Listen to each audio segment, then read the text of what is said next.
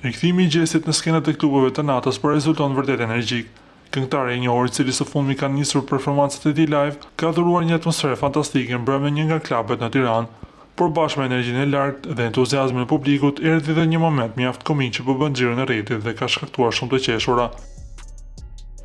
Teksa po këndonte hitin e tij të ri, fuqishëm dhe ishte zhytur plotësisht në atmosferën e mbrëmjes, këngëtari i tij ka rashkitur pa pritur mikrofonin nga dora, duke përfunduar drejt për drejt në mes të turmës që po kërcente me të. Kjo këngë, e cila ka dhënë akoma më shumë ritëm natës, është pjesë e këngëve të tij më të reja, të cilat janë publikuar së fundmi. Ky projekt muzikor përmban 5 këngë dhe u publikua më 8 maj, duke rikthyer fuqishëm Gjesin pranë fansave të tij besnik. Ky episod i vogël dhe të jetë simpatiku kalua me shumë sportivitet nga vetë artisti, por dhe me ovacione dhe përkraje nga të pranishmit.